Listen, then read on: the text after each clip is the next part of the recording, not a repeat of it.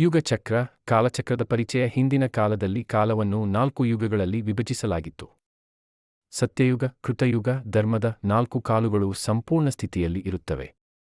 ಸತ್ಯ, ಧರ್ಮ, ಶಾಂತಿ ಉತ್ಕೃಷ್ಟ ಸ್ಥಿತಿಯಲ್ಲಿರುತ್ತವೆ.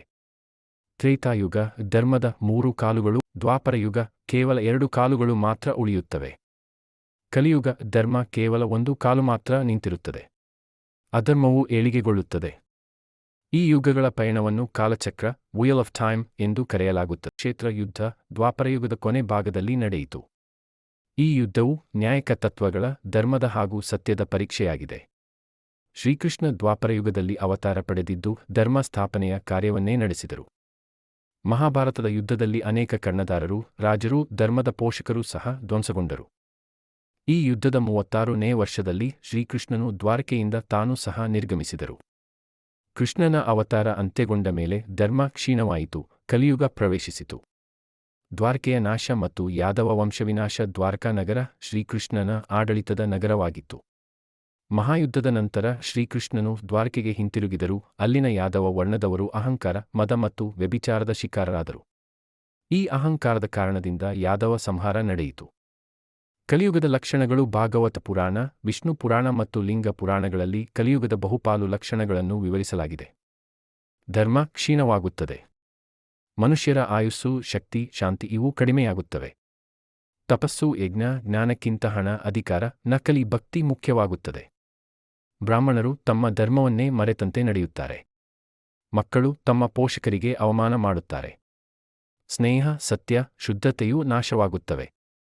ಜನಮೇಜಯ ಮತ್ತು ಸರಪಸತ್ರ. ಪರೀಕ್ಷಿತನ ಮಗ ಜನಮೇಜಯನು ತಂದೆಯ ಸಾವಿಗೆ ಪ್ರತೀಕಾರವಾಗಿ ಸರಪಸತ್ರ, ನಾಗಯಜ್ಞ ಎಂಬ ನಾಗ ಸಂಹಾರ ಯಜ್ಞವನ್ನು ಆರಂಭಿಸಿದನು.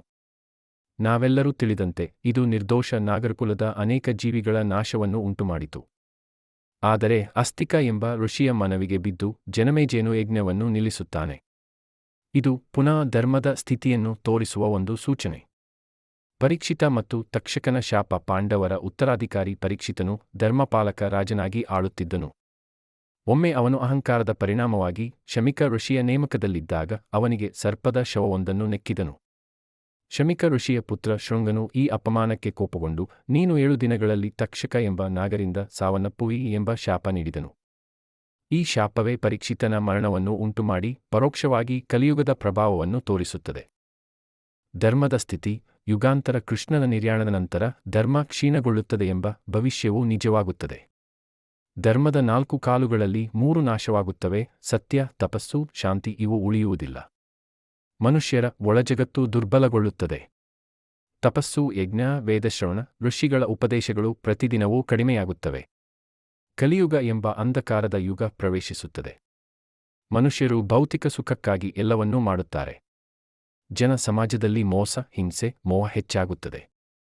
8. ಕಲಿಯುಗದಲ್ಲಿ ಭಕ್ತಿಯ ಮಹತ್ವ. ಕಲಿಯುಗದ ಅಂಧಕಾರದ ನಡುವೆಯೂ ಒಂದು ಶಕ್ತಿಯು ಉಳಿಯುತ್ತದೆ, ಅದು ನಾಮಸ್ಮರಣೆ.